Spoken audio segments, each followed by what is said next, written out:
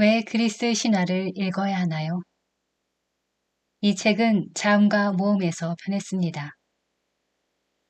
청소년 권장 도서로 2017년 세종도서 교양 부분에 선정된 책입니다.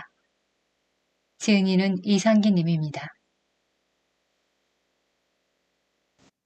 이 책에는 그리스 신화 중에서 가장 흥미로우면서도 그 중심이라 할 수 있는 이야기 10가지가 들어 있습니다.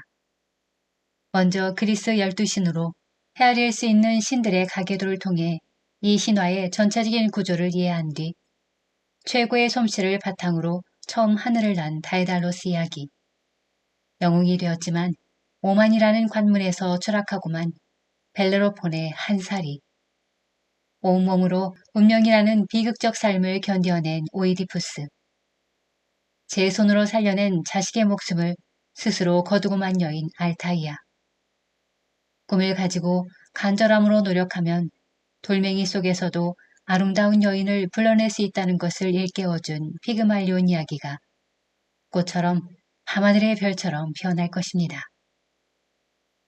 뿐만 아니라 우리는 이 책을 통해 지상을 환하게 만드는 꽃 대부분이 실은 멋있는 청년이 몸 바꾸게 한 것임을 알게 될 것이고, 아테네의 영웅 테세우스, 부족함은 절망이 아니라 성취를 향한 튼튼한 날개가 될 수 있음을 보여준 베르세우스, 사랑이 모든 시련을 이기게 한다는 진리에 자신도 모르게 손뼉을 치게 하는 푸시케의 마음을 만나는 행운을 얻게 될 것입니다.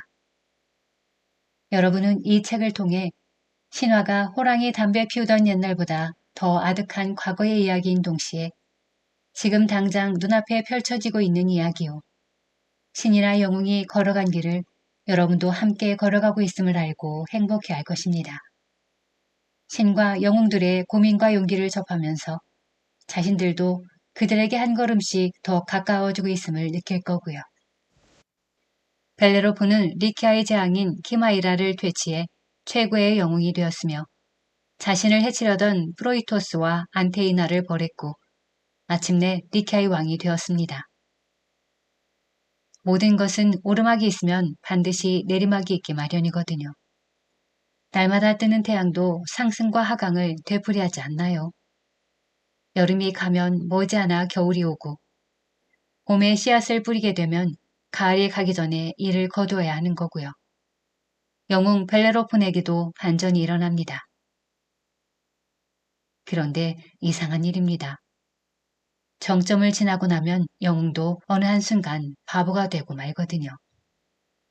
놀라운 능력과 재주, 예리한 판단력과 용감함도 한꺼번에 그에게서 사라지고 맙니다. 이미 내면의 소리와 담을 쌓은 그는 더 이상 남의 충고를 귀담아 들으려 하지 않습니다. 그러다 보니 현명한 조언자도 더는 그의 곁에 머물지 못하죠. 하지만 아무리 영웅이더라도 인간은 신을 무시해서는 안 됩니다. 신과 인간은 차원이 다른 존재거든요. 인간에게 무시당할 만큼 우스운 신은 없다는 것을 명심할 일입니다.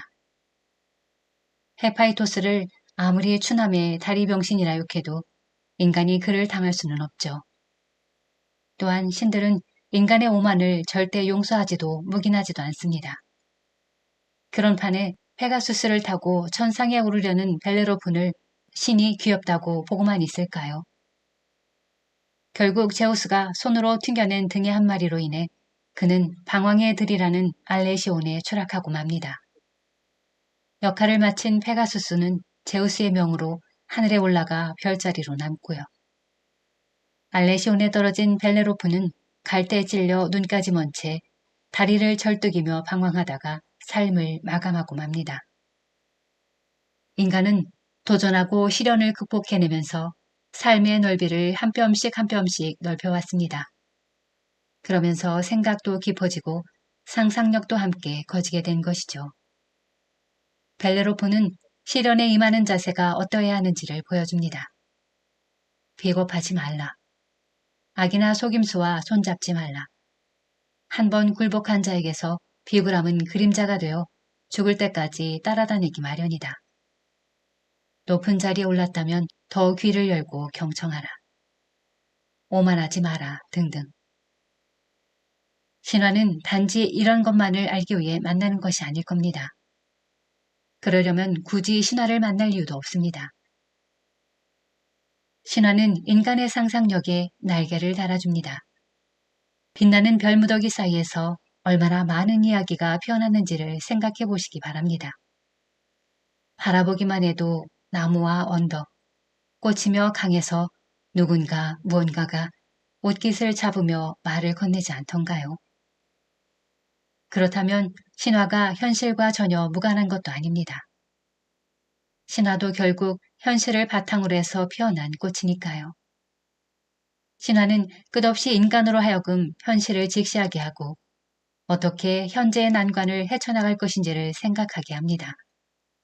함께 살아야만 아름다운 세상을 만들 수 있다는 것도, 무엇보다 자신의 내면의 이야기에 귀를 기울여야 한다는 것도 바로 오늘의 우리를 위해 꼭 필요한 것임을 절감하게 하는 것이 바로 신화입니다. 벨레로폰의 이야기도 다르지 않습니다. 그저 그런 이야기가 있다더라가 아니라 자신을 벨레로폰에 대입시켜 지금 내가 무엇을 할 것인가를 깊이 생각하게 하는 것이 이 이야기죠. 인간이 하늘을 날게 된 것은 헤르메스의 날개 달린 가죽신보다도 고대 신화의 라이트 형제인 이카루스와 벨레로폰의 공이 훨씬 더 큽니다. 지금도 이제 무엇이 문제인가, 무엇을 깨뜨리고 무엇을 추구해야 할 것인가를 묻고 있다면 먼저 벨레로폰을 떠올리세요. 모든 인간은 제우스의 자식이 아니라 모순과 부조리로 가득한 시시포스의 자손일지도 모른다는 생각을 해봅니다. 벨레로폰을 따라가다 보면 신의 권위를 비웃기라도 하듯 끝없는 형벌에 묵묵히 맞서 여전히 정상으로 돌을 밀어올리고 있는 시시포스의 모습이 함께 떠오르니까요. 절망이나 체념 같은 마음속의 악마를 몰아내는 것이 그리 쉬운 일은 아니겠지만 끈기 있게 한 걸음씩 헝클어진 실타래를 풀어가듯 한 걸음씩 내딛는 것은 바로 오늘의 우리가 할 일입니다. 그리고 악마란 우리의 내면에 있는 또 다른 비겁함이나 두려움, 유혹을 가리키는 말일 겁니다. 그 악마를 이긴 자를 우리는 영웅이라 부르는 것이겠고요. 그러니 비록 동굴 속처럼 어둡다 하더라도 한 걸음씩 쉬지 않고 나아가는 것 또한 고달픈 우리 삶에 내리는 복이 아닐까요? 세계 문명의 선두주자인 유럽을 관통하는 세계의 큰 줄기는 그리스 신화와 기독교, 그리고 르네상스라고 합니다. 그들이 자랑하는 문학이며 역사, 운명도 실은 이 세 가지가 비율을 달리하여 버무려진 것에 지나지 않을지도 모릅니다.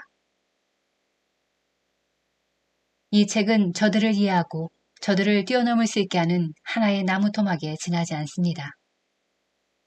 저는 창문 앞에서 창턱이 높아 애가 타는 꼬마와 이야기를 나누고 싶어 이 책을 썼습니다.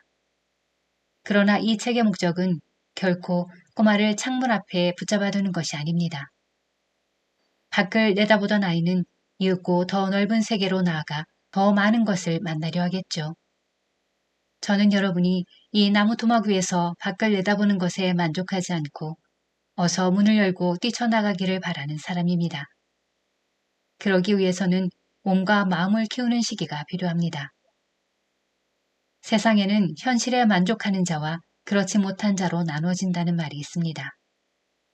만족하는 사람은 그 자리에 머물거나 퇴보할 것이고 그렇지 않은 사람은 많은 시련이나 두려움에 머뭇거리다가도 마침내 더 멀고 더 높은 곳으로 나아갈 것입니다. 영웅이냐 평범한 사람이냐를 구분하게 하는 것도 만족하느냐 아니냐에 달려있을지도 모릅니다. 저는 여러분이 용기를 내어 여러분의 내면에 자리 잡고 있는 영웅을 불러내 그 길로 나아가기를 간절히 바랍니다.